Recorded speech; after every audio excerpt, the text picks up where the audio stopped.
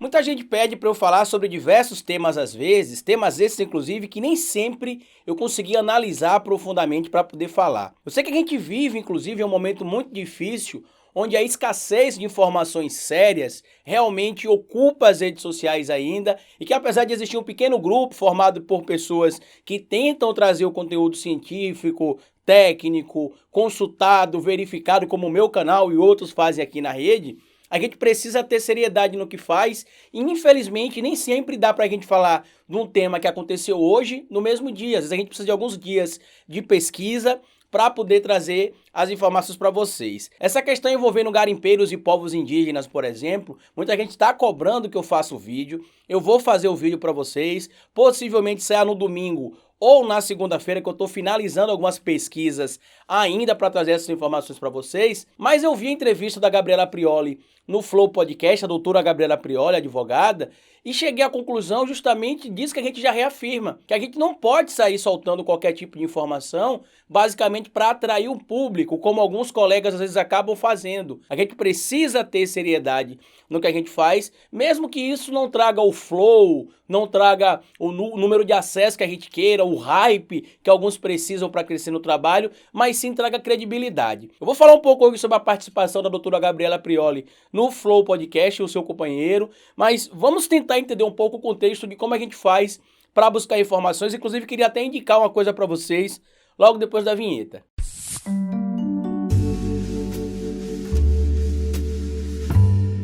Pois bem, meus amigos, como muitos de vocês sabem, a doutora Gabriela Prioli surgiu como uma bomba, a gente pode dizer assim, lá na CNN, no quadro do Grande Debate, inicialmente pela manhã, junto com o Caio Coppola, que na primeira semana do programa já foi humilhado, já disse que estava com um problema de saúde, não podia comparecer, e depois foram inúmeras surras. E toda vez que chegava um convidado que colocava o Caio Coppola no lugar dele, o convidado sempre acabava saindo por um motivo ou por outro, ou por interesse do próprio participe, ou porque algumas coisas de bastidores, por exemplo, acabavam atrapalhando de alguma maneira a continuidade do participante no quadro. A entrevista que a doutora Gabriela Prioli deu, um bate-papo, melhor dizendo, que ela teve com o Flow Podcast, é muito esclarecedor e a gente sabe que ela tem um bordão que quando ela começa a falar, ela diz o seguinte, que a partir desse momento, mais razão e menos emoção. Eu até tento, doutora, a trazer isso para cá para mim também, tentar ser o menos emotivo possível, mas mesmo com o discurso racional, às vezes a emoção aflora, mas sempre se mantém em relação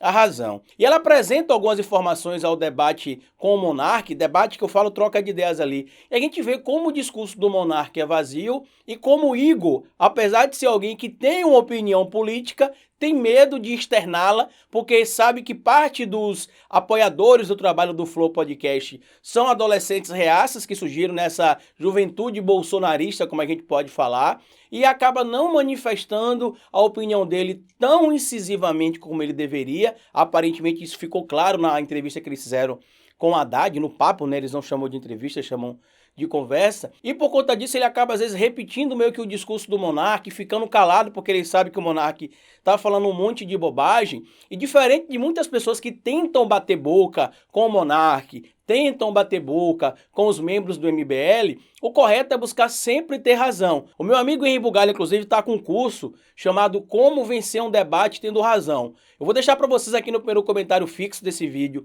o link para vocês se inscreverem no curso dele, caso vocês tenham interesse, evidentemente, porque é isso que a gente defende. A Gabriela Prioli, por exemplo, quando começou a falar com o Monark falou, mas é porque os índices de educação no Brasil não melhoraram, nos governos anteriores pioraram. Aí a doutora Gabriela Prioli perguntou, você tem as estatísticas aí, Monark, sobre os dados, sei lá, da evolução da educação no Brasil de 2005 a 2013? Não. Ela falou, então é só impressão. Impressão é só impressão, não é estatística. E é por conta disso que é importante trazer as informações corretas para vocês. Por isso que quando eu demoro de gravar algum conteúdo ou não gravo, é por dois motivos. Ou eu não tenho bagagem suficiente para fazer aquele conteúdo ainda em informação, ou é um conteúdo que não é da minha área. Então, se não é da minha área, eu não falo. Vocês podem observar, por exemplo, aqui no nosso trabalho, que raramente eu falo sobre questões relacionadas à economia. Só coisas que têm impacto muito profundo no que diz respeito à política e a políticas sociais, porque isso entra na minha área. Mas quando é uma decisão meramente econômica, eu não falo. Eu não sou especializado em economia. E quando eu fui debater com o MBL, por exemplo, lá em São Paulo, aconteceu algo muito similar ao que aconteceu com esse momento ali. Tem vários cortes do Flow da doutora Gabriela Prioli, lá no podcast do Flow.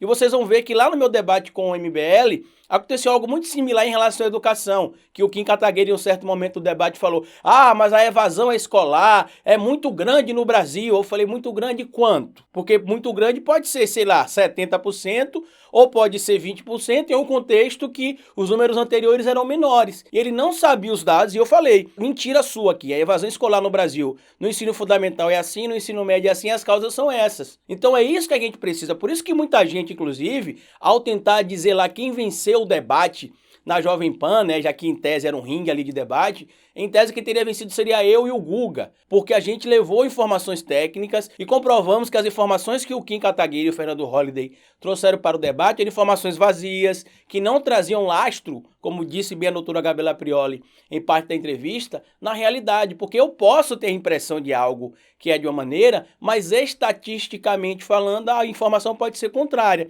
Eu posso citar aqui, como eu já citei no meu canal aqui, diversas informações relacionadas ao governo do PT, ao governo da Dilma, ao governo do Lula, que sim, tiveram várias falhas, mas essa ideia de que a Petrobras foi quebrada no governo do PT, a educação piorou no governo do PT, as pessoas foram enganadas, ao contrário. Durante as gestões do governo Lula e Dilma, por mais críticas que eu tenha a fazer, sim, a pontos específicos dos dois governantes, tanto do Lula quanto da Dilma, o crescimento econômico do Brasil levou o Brasil para a sexta maior economia do mundo, o crescimento também das populações que estavam em categorias sociais inferiores, que ascenderam socialmente para outras categorias. A gente via pessoas, por exemplo, das classes D e E ascendendo socialmente para a classe C e classe B, por exemplo, tanto que se criou um novo termo nesse período chamado de a nova classe média. As pessoas passaram a poder ter bens de consumo, ter uma educação de qualidade, e o Monark fala que não viu essa melhoria. O subsídio do governo, por exemplo, à educação privada, Monark, através do próprio ProUni, é um exemplo disso. A abertura de novas escolas técnicas, o aumento de creches que foram entregues no governo Dilma Rousseff, por exemplo,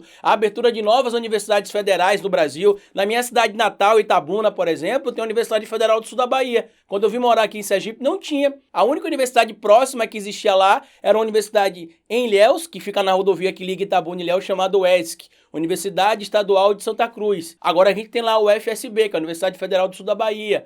Tem também hospitais que foram implantados, instalados. Como a doutora Gabriela bem citou, às vezes a percepção da pessoa é uma coisa, mas a estatística traz outra. Em relação à Petrobras, por exemplo, houve roubo, houve corrupção, houve. Mas a gente já sabe também que os funcionários que acabaram se envolvendo em corrupção foram funcionários de carreira. Pessoas que entraram na Petrobras e que conseguiram construir a carreira lá, através de concurso ou através de outro tipo de ingresso. Outra coisa, o valor da Petrobras. A Petrobras quebrou por causa do governo do Lula e da Dilma. A Petrobras, durante os governos do PT, chegou a ser uma das companhias petrolíferas mais valorosas do mundo. Não me recordo bem agora se ficou em segundo ou terceiro lugar, atrás apenas da companhia chinesa de petróleo há um tempo atrás, por conta justamente da descoberta do pré-sal. E eu já fiz vídeo falando sobre isso aqui, já fiz vídeo falando sobre outras informações também, como a relação da própria urna eletrônica, que voltou a ser agora a galinha dos ovos de ouro do presidente Bolsonaro. Então nem tudo é aquilo que você acha que é. Então por isso que foi importante a participação da doutora Gabriela Prioli lá, assim como foi importante também a minha participação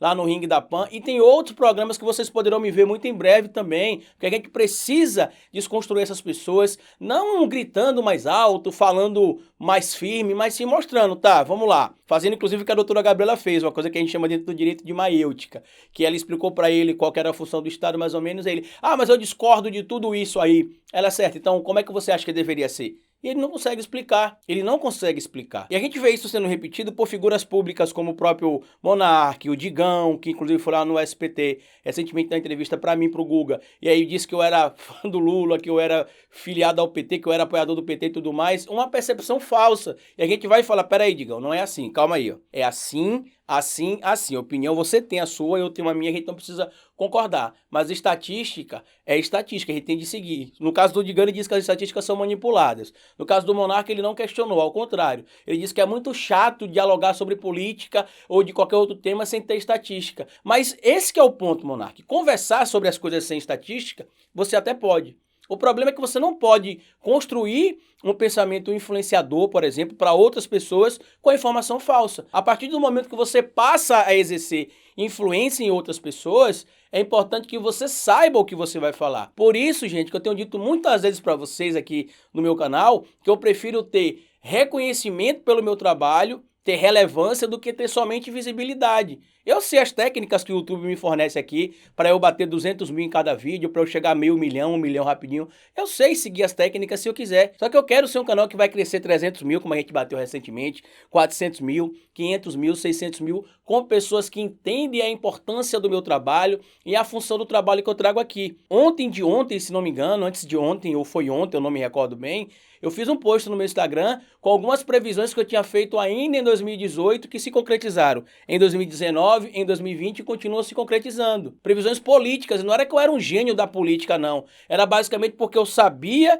como era o cenário que a gente tinha posto ali e o que é que poderia acontecer no futuro. A participação da doutora Gabriela Prioli foi muito importante para que vocês entendam que quando o monarca, que é uma pessoa que é cheio de impressões pessoais, como a doutora Gabriela Prioli bem lembrou, e não informações técnicas, e quando eu falo técnica não é de uma área específica não, mas se eu for falar sobre saúde, criticar a saúde, eu tenho que dizer por que eu critico e mostrar por que eu estou criticando, e não falar todo político é corrupto.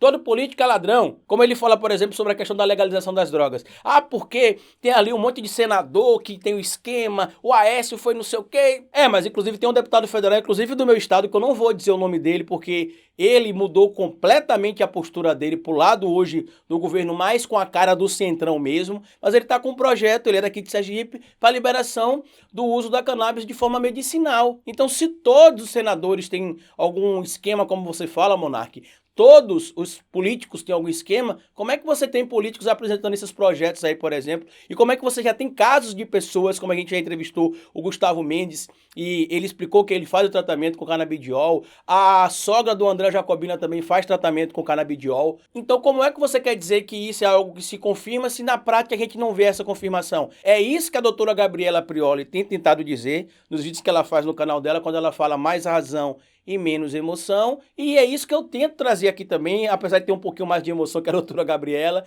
porque infelizmente eu não consigo ser tão racional quanto ela, espero um dia ser tão racional quanto ela, mas mesmo assim eu sou duramente criticado mantendo o meu conteúdo aqui bem racional. Tem muita gente até que tá falando, pô Carlito, você lá no SPT é muito diferente do que você é aqui gravando vídeo com as pessoas. Então, se você vier falar comigo de política, eu vou ser assim também, como você vai estar vendo aqui. Mas se você for descontrair comigo, falar de outra coisa, eu vou ser igual aquele cara que você vê lá no SPT.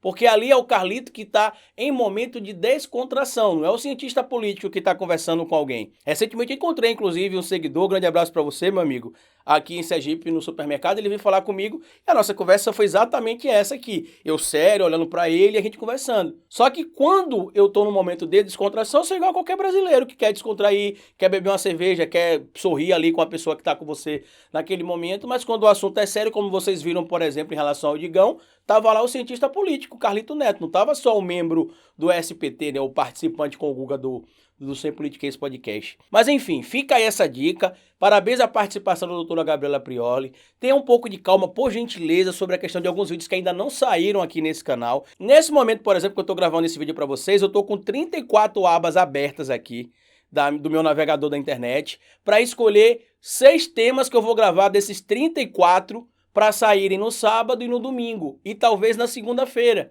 Eu não tenho como gravar os 34 assuntos. Então, faço aqui uma separação dos que eu acho mais relevante, e daí eu vou buscar a minha base de argumentação para poder explicar para vocês o motivo pelo qual aquele tema que eu trouxe é importante, tá bom? Queria lembrar vocês também que no primeiro comentário fixo vai estar o link do curso do meu amigo Henri Bugalho, Como Vencer um Debate Tendo Razão. Ele vai ensinar para você como é que é importante você não só bater boca, né, mas sim você apresentar argumentos. Ele até usou, na época que eu fui para Jovem Pan debater com o MBL, o meu caso do debate lá, por exemplo, com o Kim Kataguiri e com o Fernando Holliday, junto com o Guga Noblar, a diferença do nosso debate para o debate deles, né? Como é que a gente argumentava e como é que eles argumentavam. Mas enfim, comenta o que é que vocês acham aqui. Se assistiu também a participação da doutora Gabriela Prioli, comenta aqui embaixo. Se não assistiu, eu recomendo que vocês compareçam lá. E como eu sempre digo aqui no final do vídeo para vocês, cabeça vazia e oficina para Bolsonaro.